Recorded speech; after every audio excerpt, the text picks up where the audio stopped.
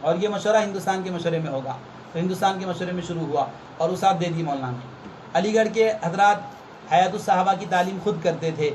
مولانا نے کہا کہ حیات الصحابہ کی تعلیم علماء کریں گے۔ وہ اردو پڑھ کے تعلیم کرتے تھے شروع میں۔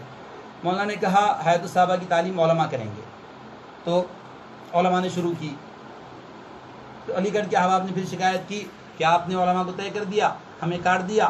علماء، ایک عالم نے حیات الصحابہ کی عربی عبارت پڑھی اور سیاسی تقریر کر دی۔ تو مولانا نے پھر اعلان کیا دوسرے مشورے میں کہ صرف وہ علماء حیات الصحابہ کریں گے جن کا کام کا ذہن ہے۔ تو اس کے بعد یہ چلتا رہا۔ پھر علی گڑھ والوں نے شکایت کی کہ وہ کام کے ذہن میں بھی کام میں چل نہیں رہے ہیں، علماء متحرک نہیں ہیں۔ انہوں نے حیات الصحابہ کی الٹا سیدھا ترجمہ مطلب بیان کیا۔ تو پھر مولانا کو یہ اعلان کرنا پڑا کہ حیات الصحابہ سال والے کریں گے۔ اور پھر یہ اشکال بن کے واٹس ایپ کی میں گردش کر رہا ہے کہ مولانا صاحب نے حیات الصحابہ کو سال والوں کے ساتھ خاص کیوں کیا، اشکال چل رہا ہے یہ کہ مولانا نے علماء کو آگے بڑھانے کی کوشش کی اور علماء کو آگے بڑھایا۔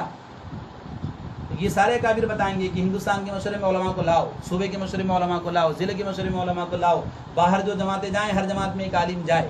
یہ سب مولانا نے اعلانات نہیں کیے۔ حیات الصحابہ کیوں نہیں ہوتی آپ کے صوبے میں تعلیم کہ ہمارے پاس حیات الصحابہ کرنے والا عالم نہیں ہے؟ کتنے دور ہے؟ 40 کلومیٹر ہے، کیا گاڑی بھیج کے بلاؤ اسے؟ یہ سب آپ کے سامنے کی باتیں ہیں۔ کہاں ابھی سال لگا کے آیا ہوا عالم اور کہاں 40 سال سے چلنے والا ساتھی پروفیسر صاحب، انجینئر صاحب، ان کے سامنے ابھی آیا سال والا اور حیات الصحابہ سے اصول پیش کر رہا ہے۔ تو یہ علی گڑھ والوں کو بہت